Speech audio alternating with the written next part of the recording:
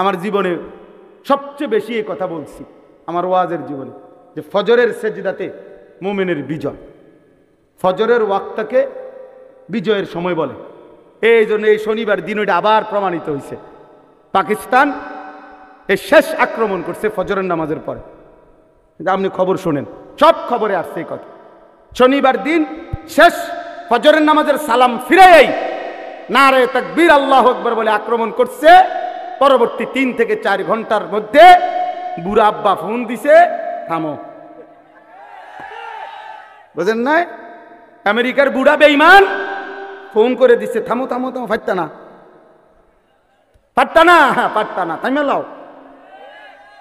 এইবার ভারতে গিয়ে বে বে, হ্যাঁ গত 15 বছর তো আমরা শুনছিলাম অনেক কিছু, অনেক নাকি শক্তিশালী। এইবার তো প্রমাণিত হয়েছে যে বেঈমানের শক্তি কলিজার মধ্যে বলতে কিচ্ছু নাই। এজন্য ইনশাআল্লাহ বাংলাদেশের জমিন থেকে আমরা বলি, আমার দেশের নওজওয়ানরাও লাগলে এইবার আর তোমরাও পারবা না ইনশাআল্লাহ। দেশ আমার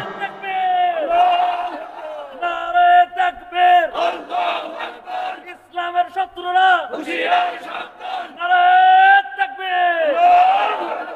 এই জন্য ইনশাআল্লাহ আমরাও রাজি। আমরা কোন আপোষ না, জিহাদ বলেন, আপোষ না জিহাদ, আপোষ না জিহাদ। দিল্লি না ঢাকা, দিল্লি না ঢাকা, গোলামি না আজাদি, ইসরায়েল না ফিলিস্তিন, আমেরিকা না ফিলিস্তিন। ইনশাআল্লাহ। এই ছেলে, এই বেটা অপদার্থ কোথাকার, চিন্তা করছেন এতটুকু ছোট্ট বাচ্চার হাতে যে মোবাইলটা দিল সে সবচেয়ে বড় জালেম। এই জালেম তার হাতে হয় তার ভাই, তার ছেলে তারে নষ্ট করে দিল, তারে জীবনের তরে অসভ্যতায় অভ্যস্ত করে দিল। আফসুস এটা। মাদ্রাসার ছাত্র, পাঞ্জাবি পড়া, তাহলে যিনি তাকে এই মোবাইলটা দিল সে কি পরিমাণ বেওকুফ।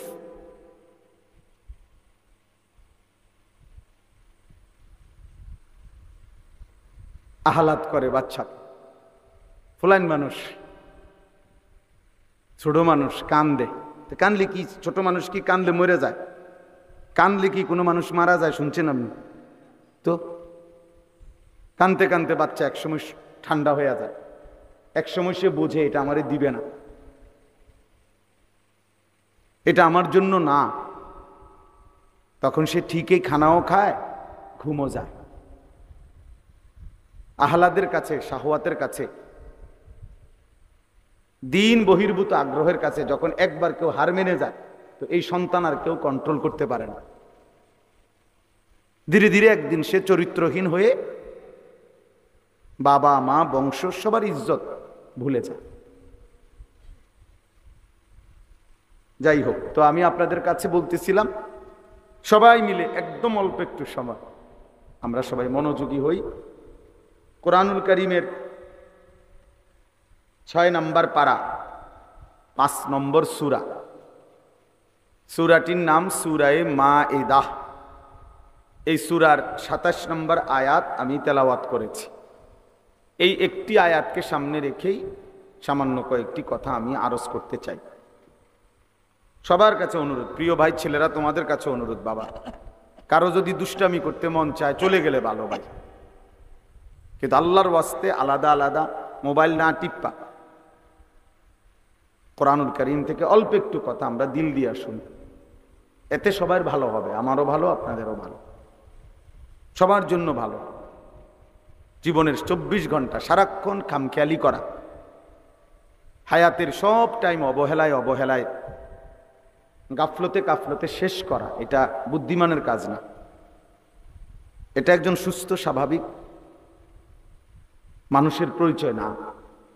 মানুষ বিবেকবান হয়, মানুষ বিচক্ষণ হয়, মানুষ গন্তব্য চিনে, মানুষ ভালো মন্দ বুঝে। আল্লাহ তাআলা কোরআনুল কারীমের মধ্যে বলছেন, ওয়ালাকাদ কাররামনা বনি আদম, আমি আল্লাহ আদম সন্তানকে, বনি আদমকে, মানুষকে সম্মানিত করেছি। ওয়া হামালনাহুম ফিল বাররি ওয়াল বাহর, জলে এবং স্থলে সর্বত্রই আমি বনি আদমকে প্রাধান্য দিয়েছি। অর্থাৎ মানুষই প্রকৃত অর্থে সমস্ত সৃষ্টির মধ্যে শ্রেষ্ঠ, সব বিবেচনা, সব আলোকে। তাইলে এই শ্রেষ্ঠত্ব আকলের কারণে, বুদ্ধি, বিবেক, বিবেচনাবোধ এর কারণে। আর নাই তো হাত, পাও, চোখ, নাক, কান, এটা তো অন্যান্য প্রাণীরও আছে। খানা, খাদ্য, খাবার, পেশাব পায়খানা, ঘুম, যৌন চাহিদা পূরণ। এটা বুট খায় না, খাইও না বাবা, বুট খাও, হাইসো না, সরাও সরাও, পকেটে নাও, একদম সাবধান। তো একটু খাবারের চাহিদা, ঘুম, পেশাব পায়খানার জরুরত, যৌন চাহিদা পূরণ, এ তো জন্তু জানোয়ারেরও আছে। কুকুর বিড়ালেরও খানা খায়, ঘুম যায়, পেশাব পায়খানা করে। কুকুর বিড়ালও যৌন চাহিদা পূরণ করে, ফলে কুকুরেরও বাচ্চা হয়। তাহলে এটা কোনো বিষয় না। তাহলে মানুষের শ্রেষ্ঠত্ব, সে ভাত খায় এই কারণে না, সে ঘুম যায় এই কারণে না। মানুষের শ্রেষ্ঠত্ব আল্লাহ তাআলা তাকে পূর্ণাঙ্গ আকল দান করেছে। বুদ্ধি, বিবেচনা, বিবেক, বোধ, আলো, অন্ধকার, রোদ, বৃষ্টি, সত্য, মিথ্যা, করণীয়, বর্জনীয়, উচিত, অনুচিত, ন্যায়, অন্যায়, এটা বুঝবার মতো একটা সক্ষমতা, আকল, দিমাগ আল্লাহ তাআলা দান করছেন। আর সেটা যেন বান্দা প্রয়োগ করে, মানুষ প্রয়োগ করে, এটা আল্লাহ তাআলা খুব চাইছেন। এই জন্য কোরআনুল কারীমের মধ্যে আছে ফাআতাবিরু ইয়া উলিল আলবাব, হে বিবেকবান, ফাআতাবিরু, তুমি উপদেশ গ্রহণ করো, তুমি একটু বুদ্ধি বিবেক খাটাও। আল্লাহ বলছে ফাআতাবিরু, তুমি একটু ভাবো, তোমাকে আমি আল্লাহ তাআলা আকল দিয়েছি। আল্লাহ তাআলা কোরআনুল কারীমের মধ্যে বলছেন আফা হাসিবতুম আন্নামা খালাকনাকুম আবাতান, তোমরা কি এই ভেবেছো যে আমি আল্লাহ তোমাদেরকে অনর্থক সৃষ্টি করেছি? ওয়া আন্নাকুম ইলাইনা লা তুরজাউন, তোমরা কি এই ভেবেছো যে আমি আল্লাহর কাছে তোমাদেরকে ফেরত আসতে হবে না? কি মনে করেন আল্লাহ তাআলা আমাদেরকে অনর্থক বানিয়েছেন? কথা বলেন, আল্লাহ তাআলার কাছে আমাদেরকে ফিরতে হবে না? তাইলে কোরআন শরীফে আছে সূরা ইয়াসিনের মধ্যে, পূর্ব জামানার একজন ব্যক্তি ইমানদার, পুরা জাতি বেঈমান, তো সবাই যখন তাকে ঘিরা ধরছে যে তুমি আমাদের এই মূর্তি পাথরের পূজা করো না কেন, তখন তিনি বলছে সমস্ত জাতির মোকাবেলায় একজন ইমানদার, সে বলছে ওমা লিয়া লা আ'বুদুল্লাযী ফাতারানী ওয়া ইলাইহি তুরজাউন, হে আমার জাতি, বলো কি তোমরা, আমি কেন সেই আল্লাহর ইবাদত করব না যিনি আমাকে সৃষ্টি করেছেন? আমি তার ইবাদত করব না কেন, অথচ তিনিই তো আমাকে সৃষ্টি করেছেন। ওয়া ইলাইহি তুরজাউন, এবং আমাকে তো তার কাছেই সকলকে, আমাদের সবাইকে ফিরে যেতে হবে। তো যেহেতু তিনি সৃষ্টি করলেন, তার কাছেই ফিরতে হবে, তো আমি তার গোলামি করব না কেন? তো পুরা কওম তাকে ধরে মাইরা শহীদ করে ফেলছে, মেরে ফেলছে। তো মৃত্যুর পূর্ব মুহূর্তে আল্লাহর আদেশে ফেরেশতা এই ইমানদার ব্যক্তিটার সামনে তার জান্নাত, তার জান কবজ, রুহু যাওয়ার আগ মুহূর্তে তুলে ধরছে। তুলে ফেরেশতা বলছে সামনে আইনা জান্নাত, কিলা দুখুলিল জান্নাহ, হে ইমানদার এই জান্নাতে ঢোকো। তখন এই ইমানদার বলছে ক্বালা ইয়া লাইতা কওমি ইয়ালামুন, হায় আমার জাতি যদি বুঝতো, জানতো যে তারা আমাকে হত্যা করে তারা লাভবান হয় নাই, বরং আমারে আল্লাহ মাফ করে দিছে, আর আল্লাহর সম্মানিত বান্দাদের অন্তর্ভুক্ত করে দিয়েছে। বিমা গাফার আলী রব্বি ওয়া জাআলানি মিনাল মুকরামিন। আমারে তো আল্লাহ মাফ করে দিছে, আমারে তো জান্নাত দেখাই দিছে, আমারে তো জান্নাতি সম্মানিত বান্দাদের অন্তর্ভুক্ত করে দিয়েছে। তাহলে ওরা না মনে করছে মাইরে লাইলাম, শোয়াই লাইলাম, হত্যা করে ফেললাম, কিন্তু তারা যদি জানতো, দেখতো যে দৃশ্য জান্নাত আমি দেখতেছি, তাইলে তারা বুঝতো আহা আল্লাহ তো আমাকে দামি বানায় দিস। এই জন্য ভাই আল্লাহ তাআলা আমাদেরকে মানুষ বানিয়েছে। আজকে তোমরা অনেক ছেলে পেলে সুস্থ সবল, শরীর স্বাস্থ্য মেধা যৌবন সব ঠিক আছে, পাগলও না ছাগলও না, প্রতিবন্ধী না মাতাল না, সুস্থ মানুষ। অথচ তোমাদের শত শত ছেলে পেলে দেমাগে আল্লাহ তাআলার কোনো কথাই ধরে না। হালাল হারাম জায়েজ না জায়েজ, করণীয় বর্জনীয় কোনো অনুভূতিই নাই। আহা, এক জন্তু জানোয়ারের মতো জীবন, যে জানোয়ারের জীবনের মধ্যে কোনটা বৈধ কোনটা অবৈধ, হালাল কোনটা হারাম কোনটা, মাকেও দেখে রাস্তার নারীকেও দেখে, বনের দিকেও তাকায়, মোবাইলের উলঙ্গ ছবির দিকেও তাকায়। তাহলে এ তো হালাল হারাম কোনটার অনুভূতি নাই, তো এ তো জানোয়ারের আখলাক, জন্তুর আখলাক। এই জন্য এটা বোঝা উচিত আল্লাহ তাআলা আমাদেরকে মানুষ বানিয়েছেন। ইন্না খালাকনাল ইনসানা, আল্লাহ বলছে নিশ্চয় আমি মানুষ বানিয়েছি। লাকাদ খালাকনাল ইনসানা, আমি আল্লাহই মানুষ বানিয়েছি। ফি আহসানি তাকওয়িম, সবচেয়ে সুন্দর আকৃতিতে, সবকিছুতে শ্রেষ্ঠ বানাইছি আমি মানুষকে।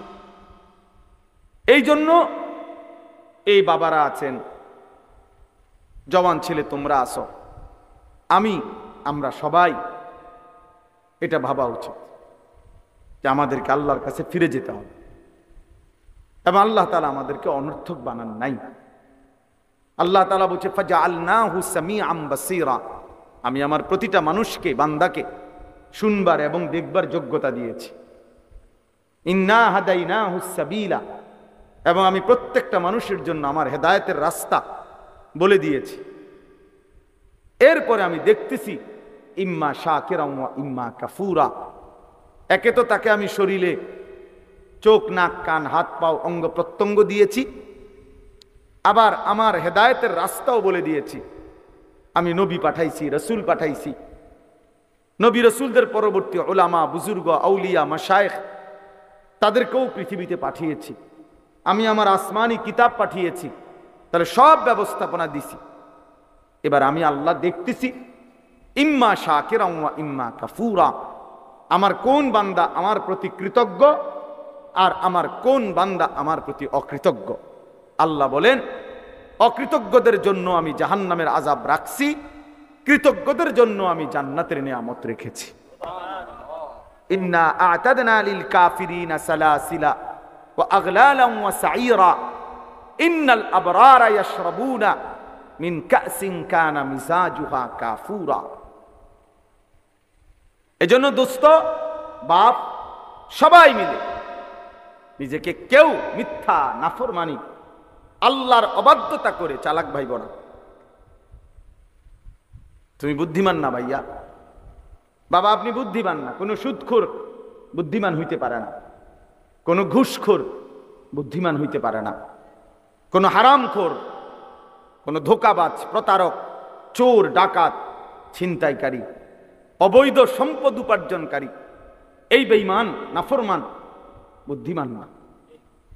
কোনো মদখোর গাঁজাখোর নেশাখোর, কোনো নারী লোভী চরিত্রহীন যুবক তুমি বুদ্ধিমান না। ইউখাদিউনা আল্লাহ ওয়াল্লাযীনা আমানু ওয়া মা ইয়াখদাউনা ইল্লা আনফুসাহুম ওয়া মা ইয়াশউরুন।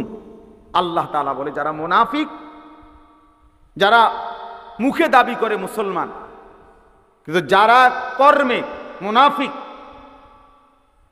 যারা নিজেদেরকে জবানে বলে মুসলমান, আমিনান নাসি মান ইয়াকুলু আমান্না বিল্লাহি ওয়া বিল ইয়াউমিল আখির ওয়া মা হুম বিমুমিনিন। আল্লাহ বলে মুখে তো বলে আমি আল্লাহরে মানি আখিরাতকে মানি, আল্লাহ বলে আমি বলি ওরা ইমানদার নয়, মুনাফিক। কর্মে তো প্রমাণ হলো না। তো আল্লাহ তাআলা বলেন ওরা ভাবতেছে আমি আল্লাহকে ধোঁকা দিচ্ছে, ওরা মনে করতেছে আমার ইমানদার প্রকৃত যারা ইবাদতওয়ালা বান্দা তাদেরকে ধোঁকা দিচ্ছে। আল্লাহ বলে না, শুনো বেঈমান মুনাফিক, তুমি মূলত তোমার নিজেকে ধোঁকা দিচ্ছ, তুমি বুঝতেছ না। তুমি তোমাকে ধোঁকা দিচ্ছ। তোমার কারণে নামাজি আটকিবে না, তোমার কারণে সেজদাওয়ালা আটকাবে না, কোন ইমানদার আটকাবে না, ঠিকই তুমি আটকাই যাবে, ঠিকই তুমি আটকাই যাবে। এই জন্য আমরা প্রত্যেকেই এই প্রতিটা ওয়াজ ছোট বড় প্রত্যেকটা মাহফিলের বয়ানের এটা একটা মূল ফিকির। এই ছোট বড় যত ওয়াজ হয়, ওয়াজ মানে নসিহত, এই উপদেশের মাকসাদ কলিজার পরিবর্তন, জিন্দেগির পরিবর্তন, নিজের মধ্যে ভাবনা আসা, বিবেককে কাজে লাগান, বিবেককে কাজে লাগান। যদি কারো কাছে হালাল হারামের পার্থক্যই না থাকে, সে আর মানুষ থাকে না, সে আর মানুষ থাকে না, সে জানোয়ারে রূপান্তরিত হয়। কারণ একমাত্র জানোয়ারের স্বভাব এটা, যার মধ্যে হালাল হারামের কোনো অনুভূতি নাই, পাক নাফাকের কোনো অনুভূতি নাই, পবিত্রতা অপবিত্রতার কোনো অনুভূতি নাই, এই জানোয়ারের আখলাক। এজন্য তোমরা যে সমস্ত ছেলে পেশাব পায়খানার পরে ঢিলা কুলুক টয়লেট পেপার ব্যবহার করো না, ঠিক মতো পবিত্র হও না, তোমার এই আখলাক জানোয়ারের আখলাক, কুত্তা বিলালের আখলাক, এটা কুকুর বিড়ালের আখলাক, এটা ইনসানের আখলাক হইতে পারে না। কারণ পশু এবং জন্তু জানোয়ার তার মধ্যে হালাল হারাম পাক নাফাকের অনুভূতি নাই। কুকুর না ঠেঙ্গালগি দিয়া পেশাব করে চলে যায়, কিন্তু একজন ইনসান মানুষ সে এমন হবে কেন? এই জন্য ধীরে ধীরে অসংখ্য মুসলমান আজকে টাকা রোজগার করে মাথার ঘাম পায়ে ফেলে, কিন্তু তার মনের মধ্যে এলো আমি আমার জিপুত সংসারের লাগিয়া এই কষ্টটা করতেছি। কিন্তু যাদের জন্য কষ্ট করতেছে তাদের চরিত্র, তাদের আখলাক, তাদের ঈমান, তাদের আমলের ব্যাপারে ওনার কোনো মাথা ব্যথাই নাই। উনি এমনি বলে তারার লাগিয়া কষ্ট করতেছে। আপনি তো আসলে সোফার লাগিয়া কষ্ট করতেছেন, আপনি একটা টাইলসওয়ালা বিল্ডিং এর জন্য কষ্ট করতেছেন, আপনি 20 শতক জমি কেনার জন্য কষ্ট করতেছেন, আপনি গোস্ত দিয়া ভাত খাইতেন কষ্ট করতেছেন। আপনি মূলত সন্তানের জন্য কষ্ট করেন নাই, বিবির জন্য কষ্ট করেন নাই। সন্তান এবং বিবির জন্য যদি কষ্ট কেউ করে থাকে তো সেটা তার ইবাদত, তার আমল, তার বন্দেগী, তার আখিরাতের জন্য যদি কষ্ট করে সেটাকে বলে কষ্ট, সেটাকে বলে কষ্ট। আর নাই তো এটা ভুয়া কথা, ভুয়া কথা, ভুয়া কথা। আপনি সারাটা দিন মাথার ঘাম পায়ে ফেললেন একটা টাকার জন্য, 500টা টাকার জন্য, আর আপনার সন্তান নামের এই হাইওয়ান সে সারা রাত মোবাইলে উলঙ্গ ছবি দেখে, কোনোদিন ফজরের নামাজ পড়ে না। এই জানোয়ারের জন্য নি উপার্জন করছেন, এই জানোয়ারের জন্য নি কামাই রোজগারি করলেন, এই হাইওয়ানের জন্য নি বিল্ডিং করলেন। এ তো মানুষ নামের জানোয়ার, এ তো মানুষ নামের কুকুর। এই পশুর জন্য কি দরকার ছিল রোজগার করার? সে যেহেতু সব গুনাহ নাফরমানি অসভ্যতা করতে পারে, তাহলে তার হাতে ছেড়ে দেন। যেহেতু তুই সবই পারস বেটা, নারীও দেখতে পারস, ছবিও দেখতে পারস, উলঙ্গ নাচও দেখো, তুমি যেহেতু আল্লাহও চেনো না, রাসূলও চেনো না, সেজদাও চেনো না, নামাজও চেনো না, তো তুমি জানোয়ার, তোমারে ছেড়ে দাও, তার হাতে ছেড়ে দাও, যা বেটা।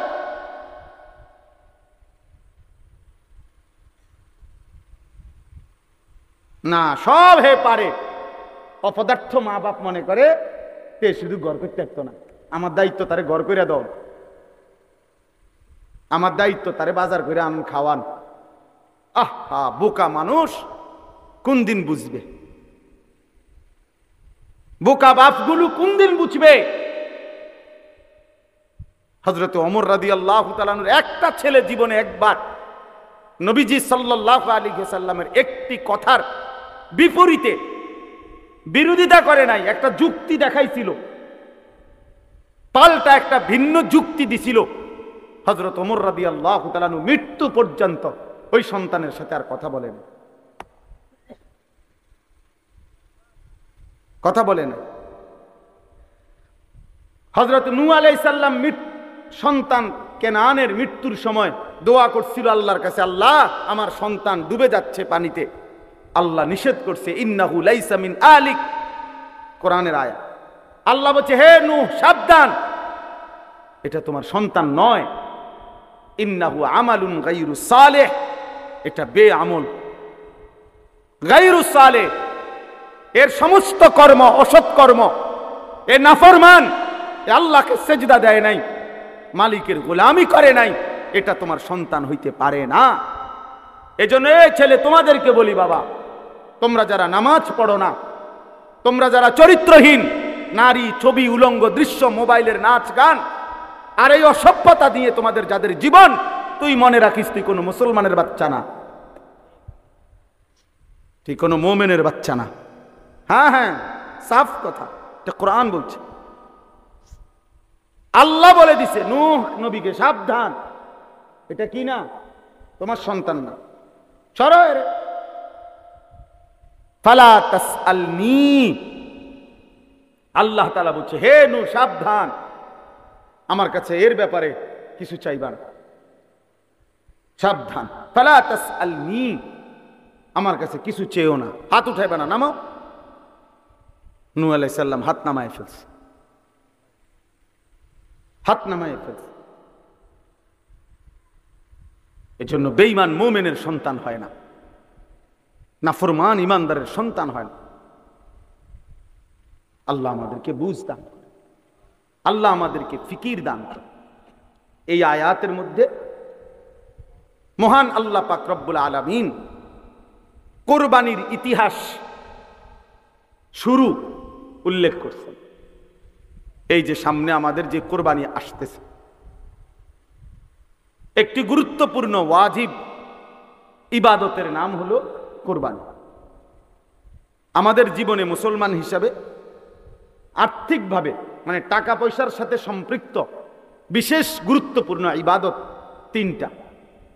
একটা হলো যাকাত, একটা হলো হজ, আর একটা হলো কোরবানি। যাকাত এবং হজ হলো ফরজ, আর কোরবানি হলো ওয়াজিব। আর একজন মুমিন ফরজ, ওয়াজিব, সুন্নতে মুআক্কাদা এই তিন আমলে ঘাটতি করার, বাদ দেওয়ার, কসম খোদার কোনো সুযোগ নেই। তারে মুমিনই বলে না, তারে ইমানদার বলার কোনো সুযোগই নাই যার জীবনে ফরজ নাই, যার জীবনে ওয়াজিব নাই, যার জীবনে সুন্নতে মুআক্কাদা নাই, এ কোনো মুমিনে না। এজন্য মুমিন এটুকু করতেই হবে। হ্যাঁ, নফল, মুস্তাহাব, মাসনুন অনেক আমল করলে অনেক নেকি, কখনো কখনো ছুটবার, ছেড়ে দেওয়ার সুযোগ আছে। কিন্তু একজন মুমিন, ইমানদার, মুসলিম পরিচয়ধারী, তার জন্য ফরজ, ওয়াজিব ছেড়ে দেওয়ার, সুন্নতে মুআক্কাদা ছেড়ে দেওয়ার কোনো অনুমতি নেই। রাসূলুল্লাহ সাল্লাল্লাহু আলাইহি সাল্লাম বলছে, যেমন ফজরের নামাজের 2 রাকাত সুন্নত, ফরজের আগে, সুন্নতে মুআক্কাদা। নবীজি বলছে, তোমারে যদি ঘোড়ায় পিষ্ট করে ফেলে, অর্থাৎ তোমায় যদি ঘোড়ার পায়ের নিচেও পড়ে যাও, এত বেশি আহত হইছ যে ঘোড়ায় তোমারে পায়ে পাড়ায় এলাইছে, আল্লাহ রসুল বলছে তবুও ফজরের 2 রাকাত সুন্নত নামাজ ছেড়ে দিও না। সুন্নতে মুআক্কাদার প্রতি নবী এতটা গুরুত্ব দিছে। নবীজি সাল্লাল্লাহু আলাইহি সাল্লাম বলছেন, মান ওয়াজাদা সাআতান লিআন ইউদাহিয়া ওয়া লাম ইউদাহি ফালা ইয়াকরাবান্না মুসাল্লানা। সরাসরি হাদিস। যার সামর্থ্য ছিল অথচ কোরবানি করলো না, ওয়াজিব আদায় করলো না, আল্লাহ নবী সাল্লাল্লাহু আলাইহি সাল্লাম বলেন, ওই নাফরমান যেন আমাদের ঈদগাহে, আমাদের নামাজের জায়গায়, মুসল্লা, ঈদগাহ, সেখানে যেন না আসে। ওই ভাই, ওই দুষ্টামি করো না, ওই লাল গেঞ্জি সাবধান, ফাজলামি করো না, ফাজলামি করলে বাইরে ওঠো, মস্কারির জায়গা না এটা।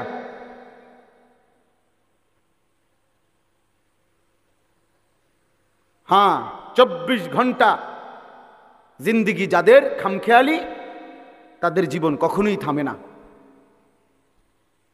কি আল্লাহর ঘর, কি আলেম, কোন জায়গায়, কি মসজিদ, কি জুমা, আহা, যে শাহওয়াতের কাছে বন্দী হয়ে যায়, নফসের কাছে যে বন্দী হয়ে যায়, ইবলিস শয়তানের হাতে যে বন্দী হয়ে যায়, বন্ধু, তার পরিবর্তন বড় কঠিন হয়, বড় কঠিন। হাদিসের মধ্যে আছে, নবী সাল্লাল্লাহু আলাইহি সাল্লাম বলছেন, কিছু মানুষের দিল আছে এমন, যাদের অন্তর কাল কুজে মিরবাদ দান, না না না না, পানি খাওয়ার জন্য, এটা জিনিস দেখাবার জন্য। এই যে এইটা মনে করেন গ্লাস, এরকম, অর্থাৎ যেই গ্লাস, যেই মগ, যেই জগ উল্টানো, একদম উল্টাইয়া রাখছে। নবীজি সাল্লাল্লাহু আলাইহি সাল্লাম বলেন, কিছু নাফরমানের অন্তর এমন হয়ে যায়, উল্টানো কলস, উল্টানো জগ, উল্টানো মগের মতো। ফলে আটলান্টিক মহাসাগরের পানিও যদি এইবার এইটার উপরে ঢালে, এটা পুরবে না, কারণ এটা তো উল্টানো। তো রাসূলুল্লাহ সাল্লাল্লাহু আলাইহি সাল্লাম বলে, লা ইয়ারিফু মারুফান ওয়ালা ইউনকিরু মুনকারান। আহা, বদনসিব তখন এমন হয়ে যায়, কোন নেক কাজ তার কাছে আর মনে পড়ে না, কোন গুনাহ থেকে বেঁচে থাকার আর তৌফিক হয় না। ওই জীবন তখন লানতের জীবন হয়।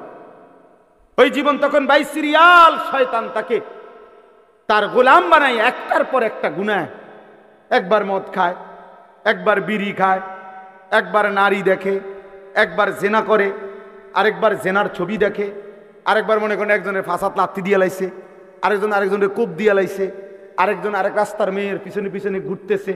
মানে পাগলে কি করে তার আর কোনো কি নাই, জীবনের কোনো সিরিয়াল নাই, হায়াতের কোনো আর কি নাই, কিছুই নাই। শয়তানের এমন গোলাম হয়, নফসের এমন গোলাম হয়, আহা, জীবন তখন আর কোনো কিছুতেই লজ্জাবোধ হয় না। অনেক ছেলে পেলে দেখেন, মসজিদ দেখা যায়, নামাজ হইতেছে, মসজিদের পাশে, রাস্তার পাশে দাঁড়াইয়া জানোয়ার মুসলমানের বাচ্চা অনবরত মোবাইল টিপতেছে, হাসতেছে, লাথি দিতে আছে, ওইতের চুল ধরে টানতে আছে।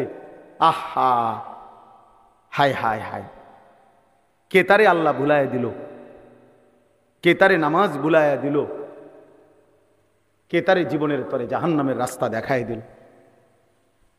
ওহো, আফসুস, আফসুস ওই জীবনের।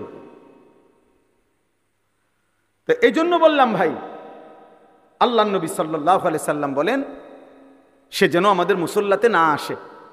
অর্থাৎ ওয়াজিব কুরবানি ছেড়ে দেওয়ার কারণে নবীজি এত বড় ধমক দিছে।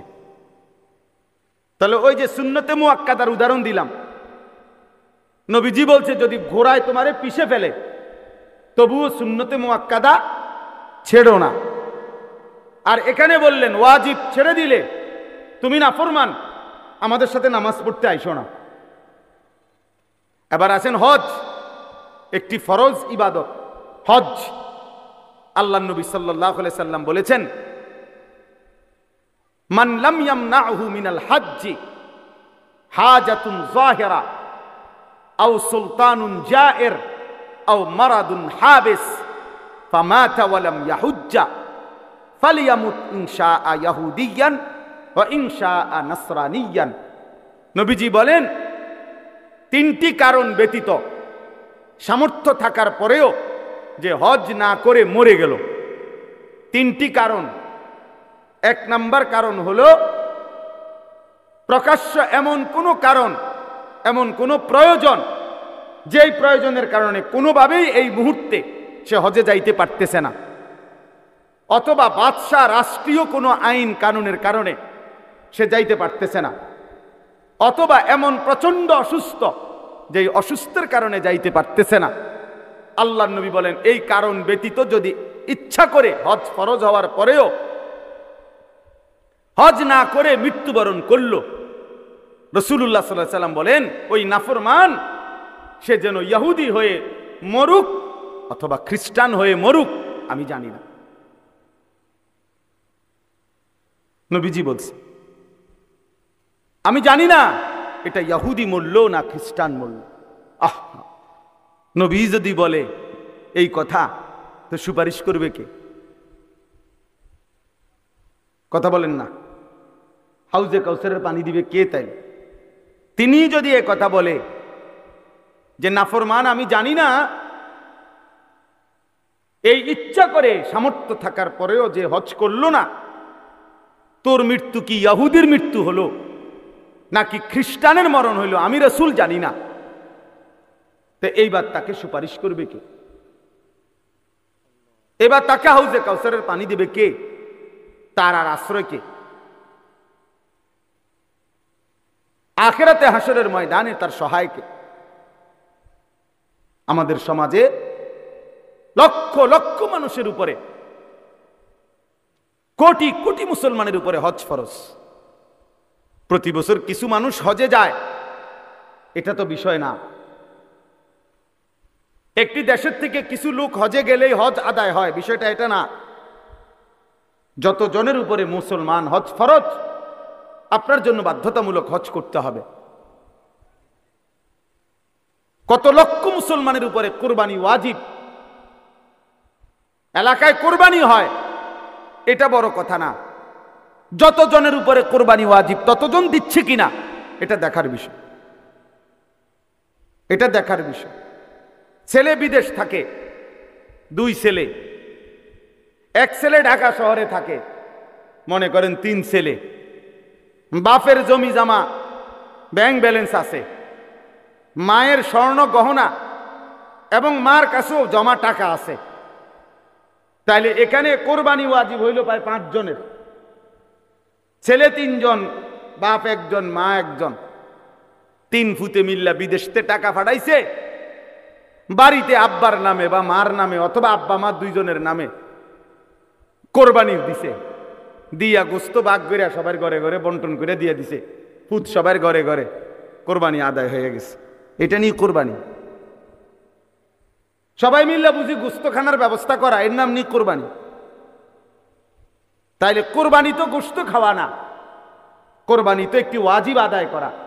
গোস্ত তো আমরা সারা, গরুর গোস্ত তো পৃথিবীর কোনো আশ্চর্য বস্তু না যে এটা কোরবানির দিন ছাড়া আর কেউ মানুষ দেখে না। ছাগলের গোস্ত তো আশ্চর্য কিছু না, এটা তো গতানুগতিক একটি আমল, চলতেছে এই গোস্ত খাওয়া। তাইলে কোরবানিটা কি? কোরবানি আল্লাহ তাআলার ইবাদত, কোরবানি ওয়াজিব আমল। নবীজি বলছে কোরবানির প্রাণী কোরবানির দিন যখন রক্ত মাটিতে পড়ে, তাহলে গলার কাছ থেকে রক্ত মাটিতে পড়তে 1 মিনিটও লাগে না, 30 সেকেন্ডও লাগে না। ওয়া ইন্নাদ দামা লা ইয়াকাউ মিনাল্লাহি বিমাকানিন ক্বাবলা আন ইয়াকা মিনাল আরদ। নবীজি বলেন কোরবানির দিন কোরবানির প্রাণীর রক্ত জমিনে পড়বার আগে আগেই আল্লাহ তাআলার আরশে মালিকের কাছে পৌঁছে যায়। এই জন্য কোরবান শব্দের অর্থ কি? নৈকট্য হাসিল করা। বান্দা এই পশু জবাইয়ের মাধ্যমে 30 সেকেন্ডে 20 সেকেন্ডে রক্ত মাটিতে পড়বার আগেই আল্লাহর কোরব, আল্লাহর নৈকট্য হাসিল করে ফেলে। এই জন্য এই ইবাদতটাকে কোরবান বলে, এই জন্য বলে কোরবান। তাহলে এটা দেখতে যদিও মনে হয় এক শরীক কোরবানি, দেখতে যদিও মনে হয় একটা ছাগল জবাই, কিন্তু খোদার কসম এর অন্তর্নিহিত মর্মার্থ অনেক গভীর, অনেক গভীর, অনেক গভীর। নবীজি সাল্লাল্লাহু আলাইহি ওয়াসাল্লাম বলেন মা আমিলা আদমিয়ুন মিন আমালি ইয়াউমিন নাহার আহাব্বা ইলাল্লাহ মিন ইহরাকিদ দাম। কুরবানির দিন সমস্ত ইমানদাররা যত আমল করে তন্মধ্যে সর্বশ্রেষ্ঠ আল্লাহর প্রিয় আমল এই প্রাণী জবাই করা, এই প্রাণীটা জবাই। কোরআনে আল্লাহ বলছেন ওয়ায়াযকুরু ইসমাল্লাহি ফি আইয়ামিন মা'লুমাতিন আলা মা রাযাকাহুম মিন বাহিমাতিল আনআম। আল্লাহ বলেন কুরবানির দিন নির্দিষ্ট এই সময়ে ওই প্রাণীটাকে যখন জবাই করে, ওই সময়ে যে আমার আল্লাহ বলে, আমার নাম বলে, আল্লাহু আকবার বলে যে চিৎকার দেয় বান্দা সবাই, এই আমার নামের চিৎকার, আমার আওয়াজ, আমার জিকির আমি আল্লাহ এইটা শুনবার জন্যই কোরবানির হুকুম দান করেছি। তাহলে কোরবানির মধ্যে বান্দা আল্লাহর খুব দ্রুত গতিতে 20 সেকেন্ডেই 10 সেকেন্ডেই আল্লাহর নৈকট্য হাসিল করে। কোরবানির মাধ্যমে বান্দা আল্লাহর স্মরণ, আল্লাহর জিকির, আল্লাহর নাম বুলন্দ করে, আল্লাহু আকবারের ধ্বনিতে কাঁপায়া ওঠে, কাঁপায়া ওঠে। সেদিন শনিবার দিন, এই শনিবারে সর্বশেষ শনিবার দিন ফজরের নামাজ পড়ে পাকিস্তানের সেনাবাহিনী রাত্রিবেলা শুক্রবারের ভোর রাত্রে আবারও ইন্ডিয়া যখন আক্রমণ করছে, ফজরের নামাজ পড়ে নারায়ে তাকবীর আল্লাহু আকবার বলে পাকিস্তান সেনাবাহিনী চূড়ান্ত আক্রমণ করছে, যখন 3 ঘন্টার ব্যবধানে বেঈমান মাথা নত করে পরাজয় স্বীকার করতে বাধ্য হয়েছে। ইন্ডিয়ার বেঈমান কাপুরুষ বুজদিল, এটা প্রমাণ হয়ে গেছে পৃথিবীতে যে ইমানদারি শক্তিশালী, মুমিন শক্তিশালী, মুমিন শক্তিশালী। আল্লাহু আকবার, আল্লাহর নাম বুলন্দ করা, আল্লাহর নাম জিন্দা করা। আমার দিল বলে ফজরের নামাজের পরে ওই মানুষগুলো যখন, ওই সেনাবাহিনী যখন আল্লাহু আকবার বলছে, আমার মনে হয় আমার মালিকের আরশে আজিম খুশি হয়ে গেছে, তো আল্লাহ তাআলা তৎক্ষণাৎ বিজয় দান করছে। তাকবীর আল্লাহর বড় পছন্দ, আল্লাহু আকবার আল্লাহর বড় পছন্দ। আল্লাহ বড় যখন বান্দা বলে আল্লাহ খুশি হয়, তখন আল্লাহ খুশি হয়। এজন্য প্রিয় যুবক মনে রাখো ভাইয়া, আগামীর পৃথিবীতে ঈমান আর কুফরের যুদ্ধ আরো বাড়বে। ইসরায়েল আর ফিলিস্তিনের যুদ্ধ না, ঈমান আর কুফরের যুদ্ধ। ভারত আর পাকিস্তানের যুদ্ধ না, ঈমান আর কুফরের যুদ্ধ। আরাকান আর বার্মার যুদ্ধ না, ঈমান আর কুফরের যুদ্ধ। কাশ্মীর এবং ভারতের যুদ্ধ না, ঈমান আর কুফরের যুদ্ধ। আর ইনশাআল্লাহ মুমিন ঈমানদার আল্লাহর কালেমা বুলন্দ করবে যারা, কালেমার জন্য লড়বে যারা, নিশ্চিত আল্লাহ আজ কিংবা কাল তাদেরকে বিজয় দেবেই দেবে ইনশাআল্লাহ। এজন্য মনে রাখো, তোমরা যারা নামাজ পড়ো না, চরিত্রহীন যুবক, নারীর কাছে, ছবির কাছে, নর্তকীর কাছে, উলঙ্গ দৃশ্যের কাছে, এই বেঈমানের সাজগোজ, চুলের ফ্যাশন, আহা হেরে গেলা কাপুরুষ, তোরে দিয়ে আগামীর পৃথিবীতে ঈমানের যুদ্ধে কোনো কাজ হবে না। মনে রাখে, বাতে খাইবা আর ঘুমে যাইবা আর বেডি চাইবা আর উলঙ্গ দৃশ্য দেখবা। মনে রাখো আব্বা, মুমিন যারা, জানবাজ মুজাহিদ যারা, তারা ঠিকই যুদ্ধ করবে, আর তুমি তখন নাফরমানি আর অসভ্যতার মধ্যেই ডুবে থাকবে। এজন্য যদি বুঝ থাকে, দিমাগ থাকে, তো ফিরে আস।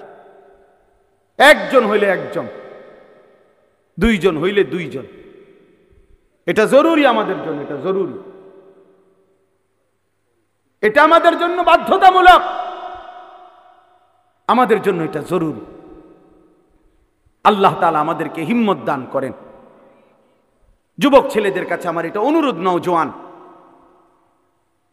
তোমরা যদি অব্যাহত গুনাহ নাফরমানির মধ্যে ডুবে থাকো, তাহলে আগামীর ইসলামের জন্য লড়বে কে? সারাদিনে যদি এক ওয়াক্ত নামাজ পড়তে তোমাদের মন না চায় প্রিয় ভাই, আল্লাহকে সেজদা দিবে কে? তাইলে নবী সাল্লাল্লাহু আলাইহি সাল্লামের 23 বছরের চোখের পানি রক্ত ঝরা দিন এই জমিনে বাস্তবায়ন করবে কে? তাহলে আমি এজন্য অনুরোধ করছি, আমরা প্রত্যেকে ইনশাআল্লাহ আল্লাহর দিকে ফিরতে চেষ্টা করি। আল্লাহর দিকেই ফেরা দরকার আমাদের।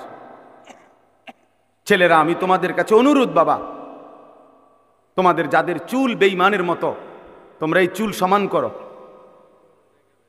প্রিয় ভাই, এই নষ্ট এই জিন্দেগি ছেড়ে দাও। নারী ছবি, নাচ গান, উলঙ্গ দৃশ্য, এটা মুমিনের জীবন না। আমাদের নবী সাল্লাল্লাহু আলাইহি সাল্লামের চাইতে সুন্দর এই গোটা কায়নাতে কেউ হয় নাই। অতএব তার সৌন্দর্যের চাইতে সুন্দর কিছু হইতে পারে না। তো আমার বলার উদ্দেশ্য হলো এই কথাটা, এই কুরবানি একটি ওয়াজিব ইবাদত, হজ ফরজ ইবাদত, যাকাত ফরজ ইবাদত।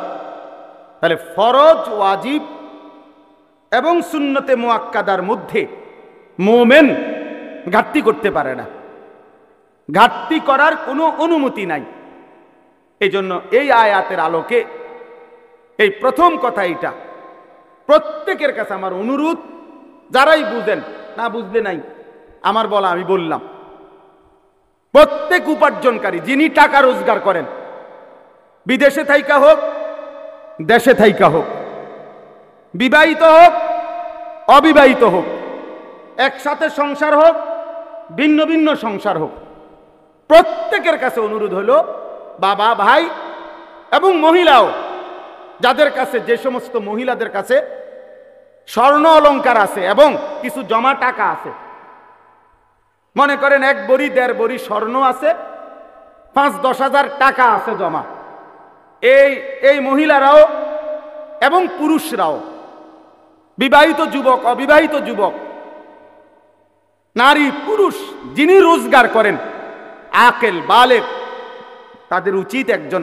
আলেমে দ্বীনের কাছে, একজন মুত্তাকি আলেমের কাছে জিজ্ঞাসা করা যে, হুজুর, আমার এই সম্পত্তি, আমার জমি আছে মোটে দূর, আমার ব্যাংকে জমা আছে এত, আমার ঘর বাড়ি মিল্লা, আমার ব্যাংক ব্যালেন্স এই টাকাটা আছে, এই আছে, এই আপনি আমারে হিসাব কইরা বলে দেন, আমার উপরে যাকাত ফরজ কিনা, আমার উপরে হজ ফরজ কিনা, আমার উপরে কুরবানি ওয়াজিব কিনা। প্রত্যেকেই যদি একজন একজন যার যার সুবিধা মতো একজন আলেমে দ্বীনের কাছে জেনে নেন, আপনার জন্য সহজ। আমি বুঝি নাই, আমরা গ্রামের মানুষ, হুজুর, আমরা কোন রকম দিন আইনা দিন, আমরা এত ফেস করলে হবনি, এই সমস্ত বাটফারি কথা, সিটারি কথা, এগুলো বললে হবে না। আপনি বুঝেন না, গ্রামের 14 গোষ্ঠীর যত ফ্যাঁস আপনি সব বুঝেন। চা দোকানে বুড়া বেটার গপ শুনলে মনে হয় যেন বেটা গোটা পৃথিবী চালায়। হ্যাঁ, এমন লম্বা লম্বা কথা কয় যেন গোটা বিশ্ব বুদ্ধি হেবড়া। উনি বলে বুঝে না, আখেরাতের বেলায় আসলে কিচ্ছু বুঝে না। আর গ্রামের যত গন্ডগোল করা দরকার সব উনি বুঝে। তাইলে আপনি বুঝেন না কি? আবার আপনি বুঝেন না তো বুঝে নিবেন, জানেন না তো জেনে নিবেন। আল্লাহর এই জমিনে মানুষের দ্বীনি রাহনুমাই, দ্বীনি পথ প্রদর্শনের জন্য সর্বযুগে আল্লাহর কুদরতি নিজাম, এটা কোরআনে আছে। আল্লাহ প্রত্যেক যুগের মানুষের জন্য উপযুক্ত আল্লাহ তাআলা পথ প্রদর্শক, ভয় প্রদর্শনকারী, দ্বীন ও ঈমানের বুঝাইয়া দেওয়ার যোগ্যতা সম্পূর্ণ আলেম। খোদার কসম, সূর্য উঠলে এই জমিনে আল্লাহ তাআলা ব্যবস্থা রাখবে। ছিল, আছে, থাকবে। এজন্য উলামায়ে কেরাম, কোরআন, ইসলাম, সুন্নাহ, এটা কিয়ামত পর্যন্ত ছিল, আছে, থাকবে।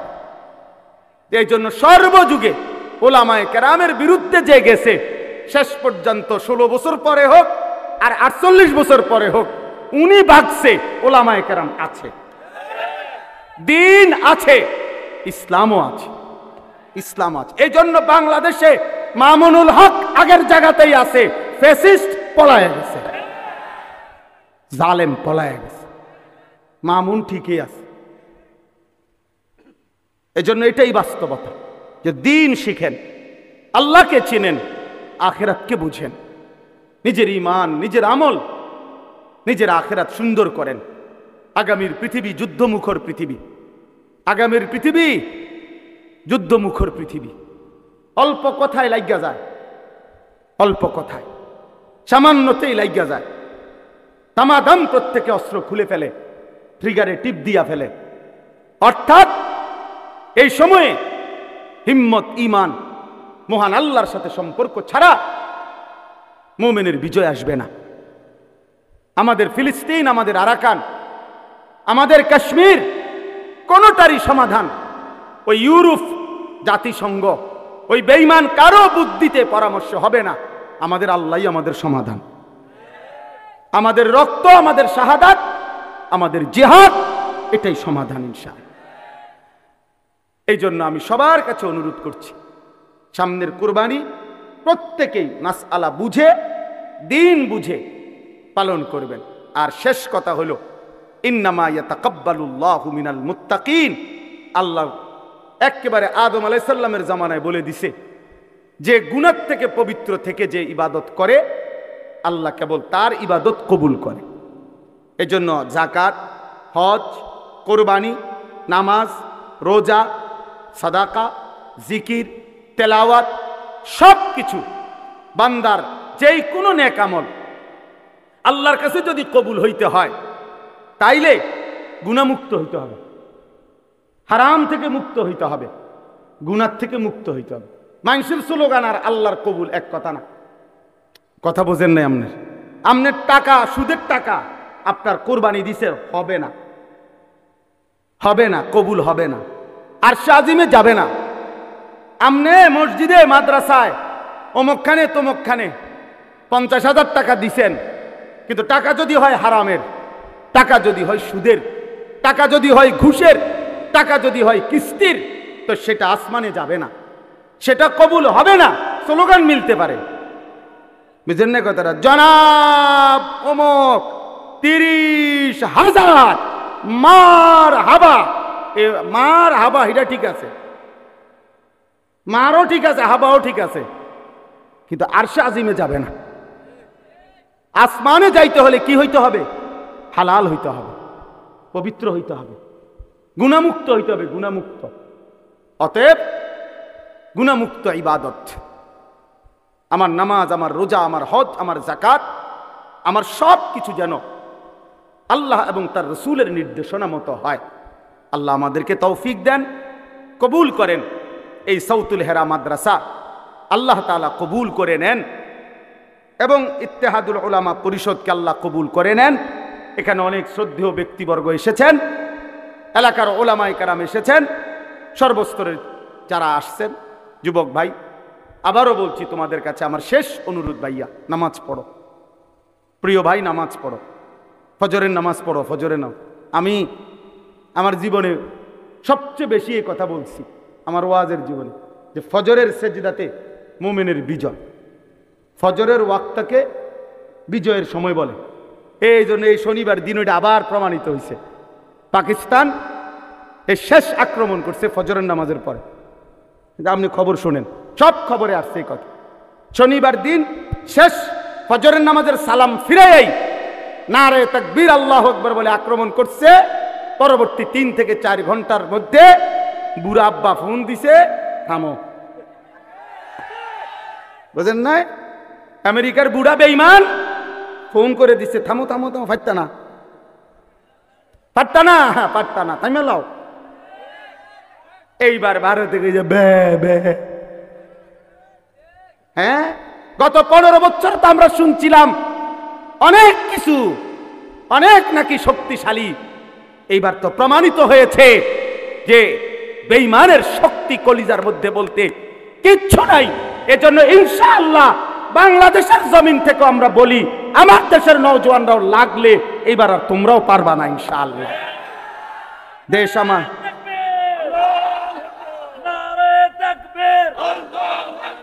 ইসলামের শত্রুরা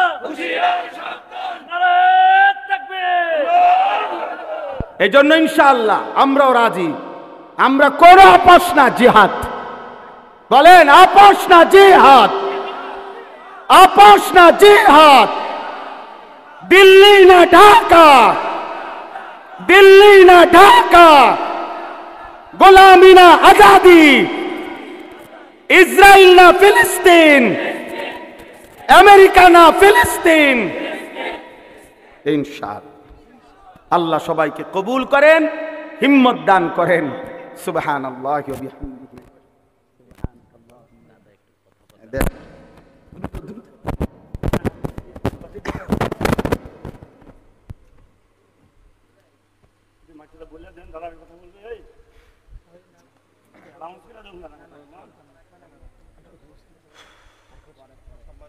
قال لأقتلنك قال إنما يتقبل الله من المتقين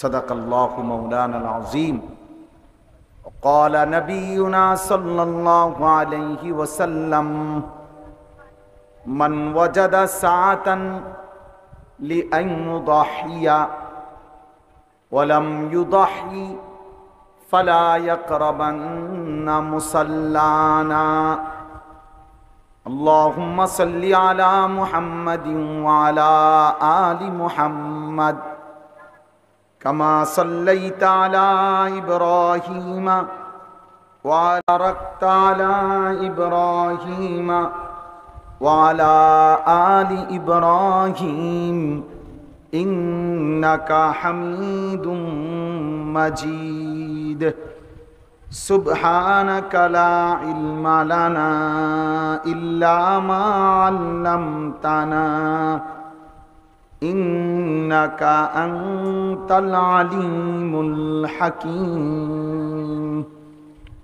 الحمد لله আল্লাহ পাক রব্বুল ইজ্জত জুল জালাল ওয়াল ইকরামের ফজল কারাম, রব্বুল আলামিনের অপরিসীম ইহসান, মেহেরবানি, দয়া, আল্লাহ তাআলা আমাদেরকে আজ 13 মে 2025 রোজ মঙ্গলবার কুমিল্লা জেলা মুরাদনগর উপজেলাধীন হীরাকাশী সাউতুল হেরা মহিলা মাদ্রাসা ও হীরাকাশী সুদন মেম্বার বাড়ির উদ্যোগে আজকের এই বার্ষিক ওয়াজ ও দোয়ার মাহফিলে আল্লাহ তাআলাই আমাদেরকে আসবার বসবার, আল্লাহর জন্যই জমা হওয়ার তৌফিক দান করেছেন। এজন্য আমরা সকলেই বলি আলহামদুলিল্লাহ।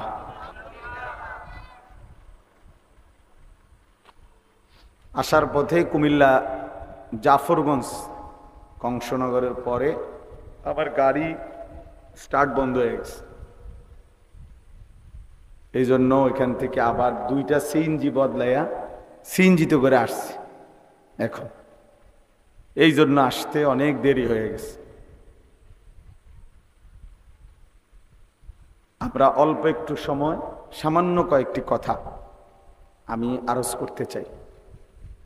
এজন্য প্রিয় ছেলেরা, তোমাদের কাছে অনুরোধ ভাই এবং বাবারা যারা আছেন, একদম হাতে গোনা কয়েক মিনিট, অল্প একটু সময়